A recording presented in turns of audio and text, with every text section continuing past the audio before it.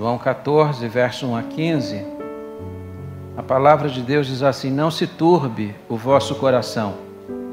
Credes em Deus, crede também em mim. Na casa de meu pai há muitas moradas. Se assim não fora, eu vô-lo teria dito, pois vou preparar-vos lugar. E quando eu for e vos preparar lugar, voltarei e vos receberei para mim mesmo, para que onde eu estou estejais vós também. E vós sabeis o caminho para onde eu vou. Disse-lhe Tomé: Senhor, não sabemos para onde vais. Como saber o caminho? Respondeu-lhe Jesus: eu sou o caminho, a verdade e a vida. Ninguém vem ao Pai senão por mim. Se vós me tivesses conhecido, conheceríeis também meu Pai. Desde agora o conheceis e o tendes visto. Replicou-lhe Filipe: Senhor, mostra-nos o Pai, isso nos basta. Disse-lhe Jesus: Filipe, há tanto tempo eu estou convosco, e não me tendes conhecido? Quem me vê a mim, vê o Pai. Como dizes tu, mostra-nos o Pai? Não crês que eu estou no Pai e que o Pai está em mim? As palavras que eu vos digo, não as digo por mim mesmo, mas o Pai que permanece em mim faz as suas obras. Crede-me que eu estou no Pai e o Pai em mim. Crede ao menos por causa das mesmas obras. Em verdade vos digo que aquele que crê em mim fará também as obras que eu faço, e outras maiores fará, porque eu vou para junto do Pai. E tudo quanto pedirdes em meu nome, isso farei, a fim de que o Pai seja glorificado no Filho. Se me pedirdes alguma coisa em meu nome, eu o farei. Se me amais, guardareis os meus mandamentos. Que Deus abençoe a sua palavra. Vamos orar nesta hora. Ó Deus maravilhoso, nós te agradecemos pela tua palavra. Suplicamos-te agora a iluminação necessária e a aplicação dessa palavra, primeiramente no pregador. O exercício querigmático da exposição da tua palavra seja eficaz neste lugar, para que haja edificação no meio da igreja e para que haja salvação também no meio dela. Dá-nos a tua bênção, nós a suplicamos, no precioso e doce nome de Jesus. Amém. Por favor, tome assento. Essa é uma das passagens mais bonitas da Bíblia. Esse texto é conhecido como a aula da saudade. A Bíblia nos fala que este foi um encontro proposital que o próprio Jesus marcou. A sua hora decisiva de partir deste mundo havia chegado. Se você ler o capítulo 13 desse evangelho, no verso 1, diz que Jesus, percebendo que sua hora era chegada de voltar para o Pai. Note que Jesus era alguém que estava atento ao tempo, à hora, ao kairos de Deus. E perceba que até para Jesus havia um tempo certo. Muitas vezes nós nos angustiamos no tempo, muitas vezes queremos que as coisas aconteçam logo, nós nos movimentamos muitas vezes pela nossa ansiedade, mas a Bíblia diz que tudo Deus fez dentro de um tempo. E até para que Jesus entregasse a sua vida na cruz, havia um tempo que Deus havia marcado na eternidade. E Jesus começa seu ministério, Jesus chama pessoas, Jesus faz as obras do Pai diante dessas pessoas, mas enquanto ele realiza seu ministério, ele está atento à hora e ao momento. E quando nós chegamos no capítulo 12 deste evangelho, Jesus começa a dizer para os discípulos de forma clara e objetiva que sua hora de ser entregue nas mãos dos homens havia chegado. E quando Jesus percebe que essa hora é chegada, Jesus chama os discípulos para uma reunião. Essa é uma reunião que vai acontecer no cenáculo, provavelmente o primeiro andar da casa de João Marcos, da mãe de João Marcos, e Jesus ali vai começar a tratar de algumas coisas importantes com os seus discípulos, com o fito de prepará-los para aquela hora decisiva do seu ministério. E aqui eu quero chamar a sua atenção para algumas coisas importantes. Primeiro, a intensidade da última semana.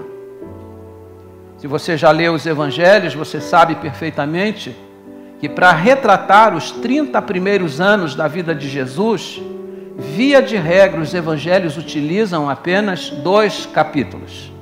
Mas para retratar 3 anos e, sobretudo, a última semana do ministério de Jesus, os evangelhos vão consumir a sua maior parte. Para você ter uma ideia, esse evangelho de João ele tem 21 capítulos. E 10 capítulos foram dedicados apenas para retratar a última semana do ministério de Jesus Cristo. Isso mostra como a última semana foi intensa, foi decisiva. Os principais eventos do ministério de Jesus vão acontecer nessa última semana, quando ele entregaria sua vida no Calvário.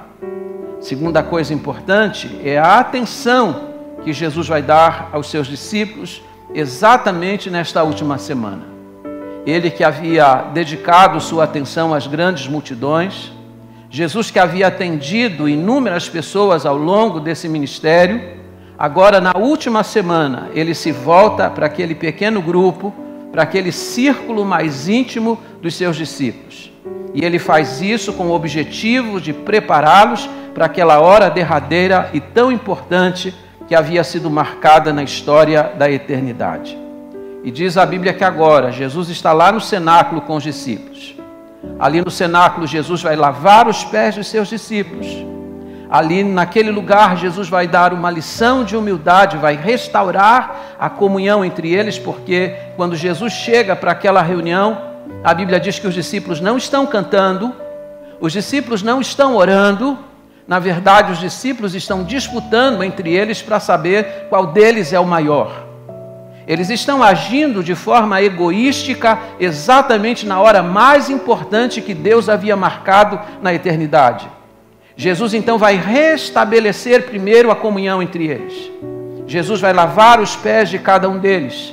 Vai ensinar a lição de humildade a partir do seu próprio exemplo, porque sendo ele Senhor, se colocou como servo. Ainda naquele lugar, Jesus vai instituir a ceia do Senhor, o memorial da sua morte, dizendo para os discípulos que eles devem lembrar não da sua obra, não dos seus ensinos, não dos seus milagres, mas ensina que eles devem lembrar da sua morte. Eu fico admirado com o trabalho que Satanás tem feito na maior parte das nossas igrejas evangélicas, porque os assuntos principais da Bíblia estão sendo varridos do púlpito como se fossem assuntos laterais. A morte de Jesus é o assunto que a igreja não pode esquecer, assim como a sua vinda em breve. Jesus vai instituir a ceia, vai recomendar que eles lembrem da sua morte. Ainda naquele lugar, Jesus vai advertir a Pedro que ele vai negá-lo 3 vezes e vai indicar um traidor no meio deles. Era muita coisa para os discípulos processarem numa reunião apenas. Mas a pior notícia que Jesus ia dar naquele derradeiro encontro é que ele ia partir deste mundo, que ele ia deixá-los por um momento, que ele precisava voltar para o Pai. Como o coração deles ficou muito perturbado diante dessas notícias que Jesus havia dado, como a mente deles não conseguiu processar tanta coisa imediata, porque Jesus havia chamado a eles para implantar um reino neste mundo, disse que eles fariam parte desse reino e se apresentou como Senhor desse reino, e certamente a mentalidade judaica dos discípulos deve ter perguntado assim: como pode?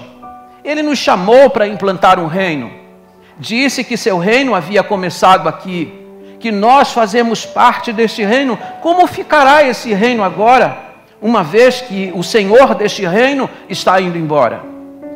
Jesus então vai começar a elaborar um diálogo com eles, com o objetivo de responder perguntas como essa e com o objetivo principal de trazer tranquilidade ao coração dos discípulos.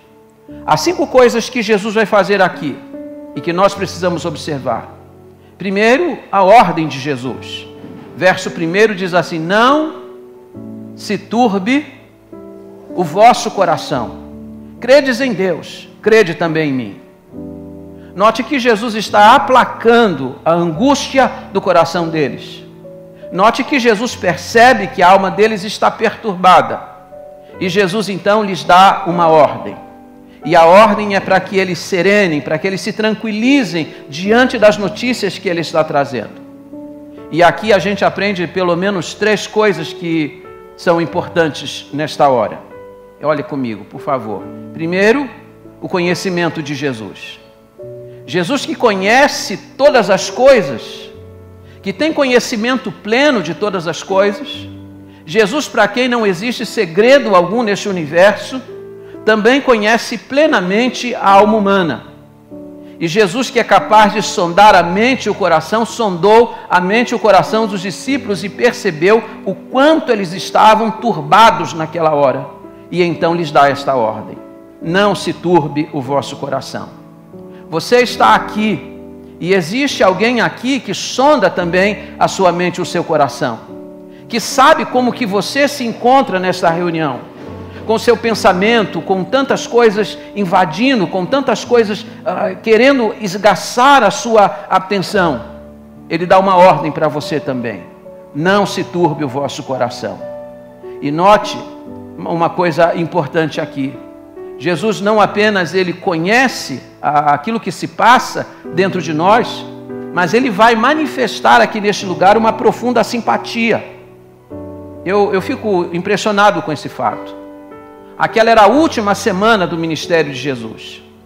Para aquilo que estava para acontecer, Jesus tinha pleno conhecimento. Ele havia dito que seria entregue nas mãos dos homens perversos. Ele disse que seria maltratado, humilhado, por fim seria pregado em uma cruz. Ele sabe do sofrimento que se avizinha, mas em vez de pensar em si mesmo, ele está preocupado com os seus discípulos e manifesta a sua simpatia para com eles. Em vez de se ocupar consigo mesmo, ele se ocupa com o sofrimento dos seus discípulos, dizendo: não se turbe o vosso coração. Terceiro lugar, a deidade de Jesus. A gente usa esse termo para se referir ao fato de que Jesus ele é Deus. Essa é a tese principal do Evangelho de João. João escreveu este Evangelho para que nós, olhando para os sinais que ele operou, pudéssemos crer que de fato ele é Deus encarnado. E aqui Jesus manifesta de forma muito clara e categórica de que de fato ele é Deus. Quando ele dá uma ordem para os discípulos não ficarem perturbados, ele diz assim: credes em Deus e crede também em mim. Duas coisas importantes. A primeira, que a fé em Deus e a fé em Jesus Cristo é um grande antídoto para qualquer preocupação.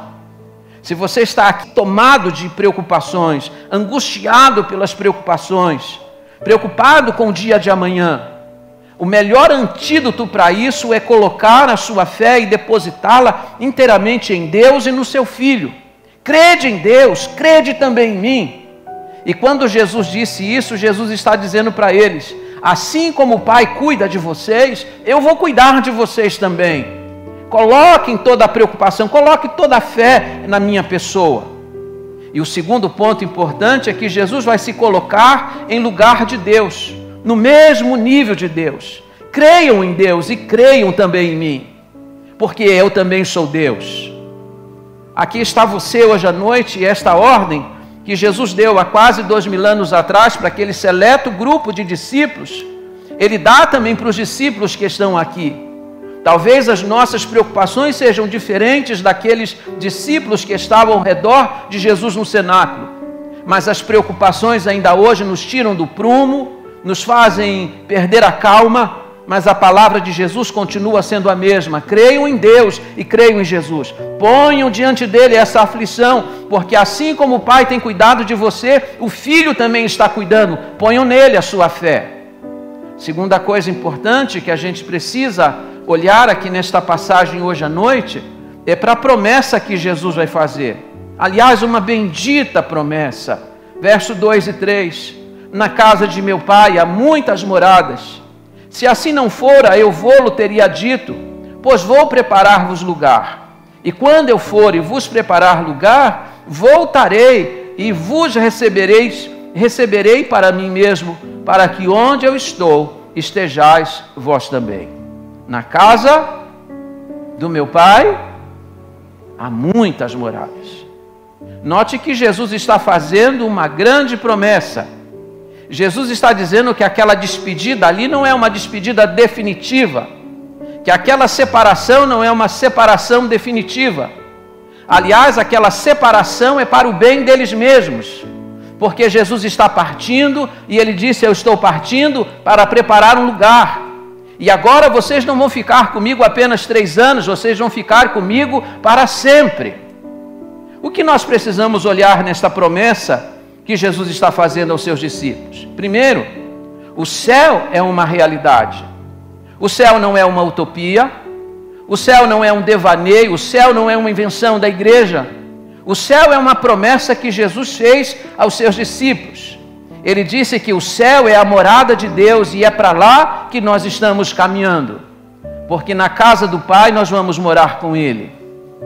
Se você não crê no céu, você não pode crer em Jesus, porque é Jesus que está garantindo a realidade do céu.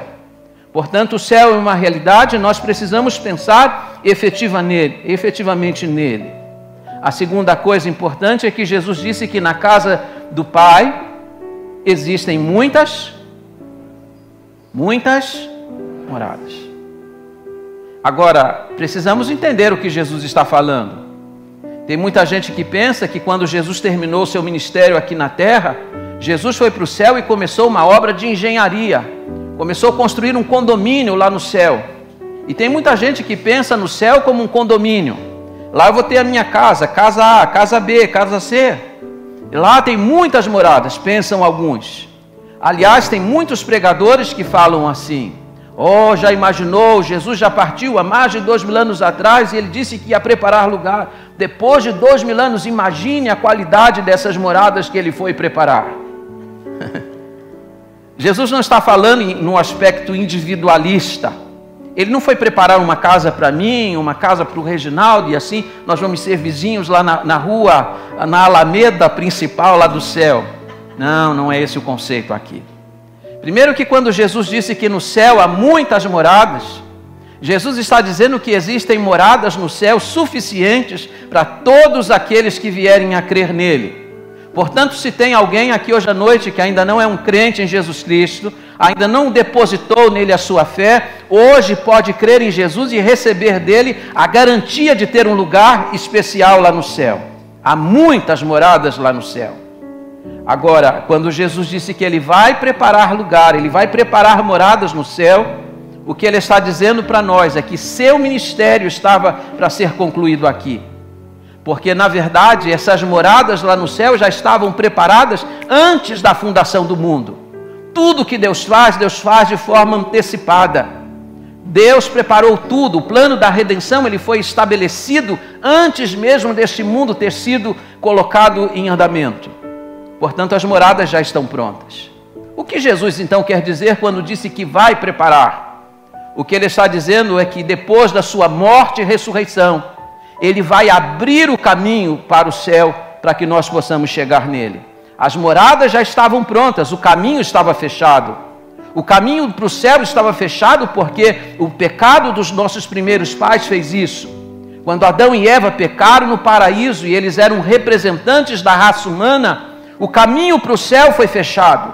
E agora diz Jesus que com a sua morte, com a sua ressurreição, esse caminho vai ser aberto. Ele vai para o céu e ele vai abrir o caminho para nós, para que nós possamos chegar às moradas do Altíssimo. E aqui note a diferença.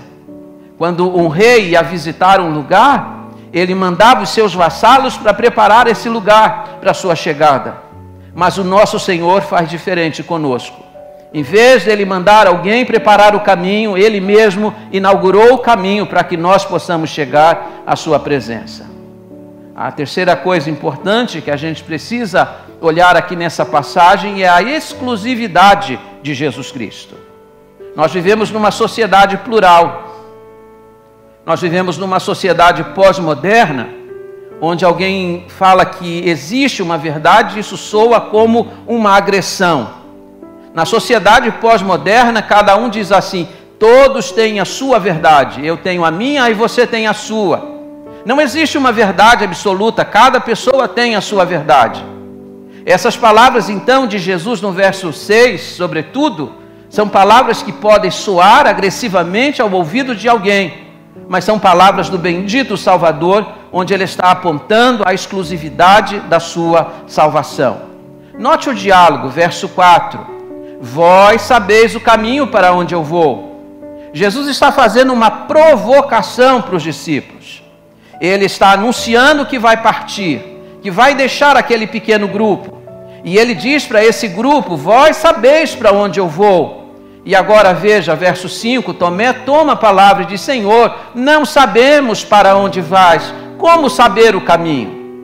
Sabe o que é curioso? É que Tomé nos evangelhos de Mateus, de Marcos e Lucas, Tomé é apenas um nome. Mas no evangelho de João, Tomé é um personagem que fala, que pergunta, que questiona, que apresenta as suas dúvidas.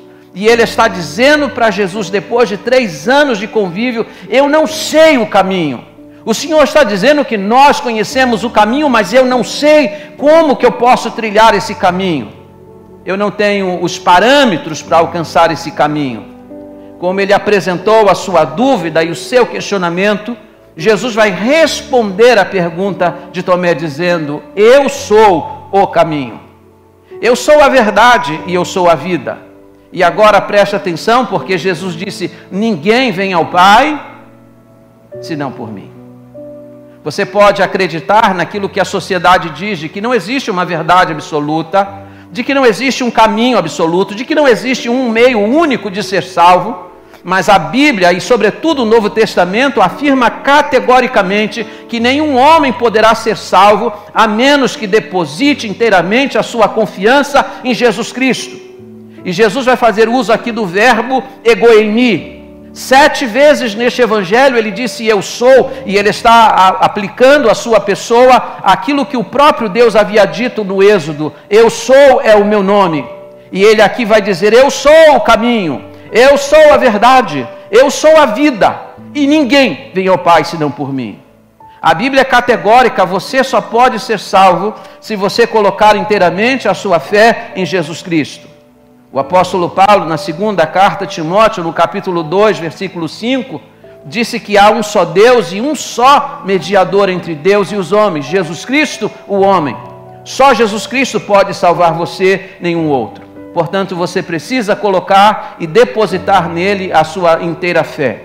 De outra forma, você perecerá na eternidade. A quarta coisa importante que nós precisamos olhar aqui nesta passagem é a revelação que Jesus vai fazer, versículo 7 em diante. Ele vai dizer, se vós me tivesses conhecido, conheceríeis também meu Pai. Desde agora o conheceis e o tendes visto. Quando Jesus disse estas palavras, Filipe disse assim para o Senhor, mostra-nos o Pai, e isso nos basta. Talvez o que Filipe estivesse dizendo para Jesus aqui, fosse algo mais ou menos como Moisés havia experimentado no deserto. A Bíblia diz que Moisés não conhecia Deus. E Deus, antes de comissionar Moisés para libertar o povo no Egito, Deus se manifestou a Moisés lá no deserto. A Bíblia diz que uma sarça estava incandescente, mas ela não se consumia. Deus se apresentou a ele. Aquela sarça ardente era, na verdade, uma manifestação de Deus. Deus estava se apresentando para ele ali. Talvez o que Filipe estivesse pedindo aqui a Jesus fosse uma demonstração dramática de Deus diante deles, para que eles pudessem ver. Ao que Jesus vai responder para ele, ó Filipe, isso que você está me pedindo já está acontecendo aqui há 3 anos. Se você tivesse me conhecido, você teria conhecido o Pai. Porque, na verdade, o Pai e eu somos um só. Crede em Deus, crede também em mim. Jesus está aqui se apresentando o tempo todo como sendo o próprio Deus. Ver a Jesus era ver o Pai, porque Jesus está manifestando o Pai diante deles. É a revelação que ele faz ao pequeno grupo. Ele disse, quem me vê a mim, vê o Pai. Como dizes tu, mostra-nos o Pai? Jesus estava, naqueles últimos anos do seu ministério, manifestando de uma forma clara a pessoa de Deus Pai diante dos seus discípulos. Em quarto lugar, olha comigo aqui, aliás, em quinto e último lugar, o encorajamento que Jesus vai fazer a esse pequeno rebanho. Jesus está preparando os discípulos para o momento da sua partida. Verso 12, ele disse: em verdade vos digo, que aquele que crê em mim fará também as obras que eu faço, e outras maiores fará, porque eu vou para junto do Pai. Em verdade vos digo. Sempre que Jesus dizia essas coisas, Jesus estava apelando para uma solenidade muito grande. Jesus está chamando a atenção para essas coisas que são importantes. E aqui Jesus está encorajando esse pequeno grupo. Esse grupo que está aflito, turbado com as notícias que acabara de receber, está recebendo de Jesus o encorajamento. Jesus está dizendo para eles que vai confiar a eles uma obra, vai dar a eles uma missão, e está dizendo a eles que eles farão as mesmas obras e ainda fariam maiores do que as que ele já havia feito. E quando ele disse que os discípulos fariam obras maiores do que ele não está falando qualitativamente, ele está falando da abrangência da sua obra. Note que durante aqueles 3 anos e 6 meses do seu ministério, Jesus havia cruzado uma vez só o território de Israel. Foi ali na fronteira entre Tiro e Sidom e retornou para Israel. Mas ele disse que seus discípulos fariam uma obra maior. A obra do Evangelho foi levada pelos apóstolos pelo mundo inteiro, a obra foi maior. Quando Pedro pregou no Pentecoste, num único sermão, 3.000 almas se arrependeram. Depois ele prega novamente, mas 2.000 almas se arrependem diante da pregação. A obra, em termos quantitativos, ela foi maior. O que o Senhor está cumprindo a promessa que fez a cada um deles. Mas Jesus não vai fazer apenas essa promessa. Vai fazer uma outra promessa, verso 15, aliás, verso 13 e 14. E tudo quanto pedirdes em meu nome, isso farei, a fim de que o Pai seja glorificado no Filho. Se me pedirdes alguma coisa em meu nome, eu o farei. O que Jesus está fazendo? Encorajando os discípulos. Está dizendo a eles o segredo para caminharem em vitória. Orarem sempre em seu nome. Existem muitas orações bonitas, mas que terminam tragicamente, porque elas não terminam com aquele que chancela a oração, que é a pessoa de Jesus Cristo. Alguém disse que a oração é como um cheque que você vai ao banco para descontar. Você pode colocar o valor que você quiser, mas se você vai ao caixa e você quer receber aquele cheque, a primeira coisa que aquela pessoa que vai te atender vai olhar é a assinatura de quem está lá. Quando você envia um cheque para o céu e requer de Deus alguma coisa, a primeira coisa que Deus vai olhar é se lá está o nome de Jesus.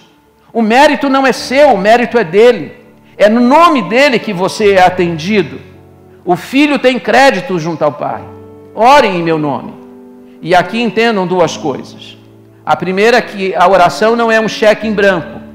Há muita gente que olha para essa promessa aqui, tudo quanto pedirdes em meu nome. Tudo o quê? Eu vou pedir isso, pedir aquilo outro. A gente precisa sempre tratar uma passagem e observar o princípio hermenêutico que está nela. Jesus está aqui nesse momento falando da missão que vai entregar para eles. Vai confiar a eles uma obra que eles vão fazer no mundo inteiro, que é anunciar a sua morte, a sua ressurreição e a sua vinda em glória. É no contexto da missão que eles vão orar e Deus vai atender e vai fazer aquilo que eles pedirem no nome de Jesus. Sempre que a gente ora, pedindo para que o nome de Deus seja glorificado, sempre que a gente pede pelo avanço da obra de Deus, pelo incremento da obra de Deus, e a gente ora no nome de Jesus, esse é o tipo de oração que Deus tem prazer em atender. Aliás, se vocês olharem para o teor de todas as orações no Novo Testamento, sobretudo a oração dos apóstolos, vocês vão verificar que a maior parte dessas orações, elas não visavam simplesmente coisas materiais, mas o incremento da obra, o crescimento espiritual dos crentes. Esse é o tipo de oração que Deus tem prazer em responder. Se você é um crente em Jesus Cristo e diz assim, eu quero crescer como crente, eu quero crescer na minha comunhão com Deus, ó Deus, eu quero te conhecer mais, Deus, eu quero conhecer mais tua palavra, Deus, eu quero santificar minha vida, pode ter certeza que esse tipo de oração, Deus tem prazer em atender. Tudo que você pedir assim, em nome de Jesus, o Pai vai atender você. É sempre olhando o contexto da passagem que você faz a interpretação correta dela. Dito isso, eu posso então terminar a minha fala e eu quero aqui lembrar 3 coisas importantes a vocês. Primeiro, a consolação das Escrituras. A Bíblia é um livro extraordinário, irmãos. A Bíblia não é apenas um livro de ensino, a Bíblia é um livro de consolação.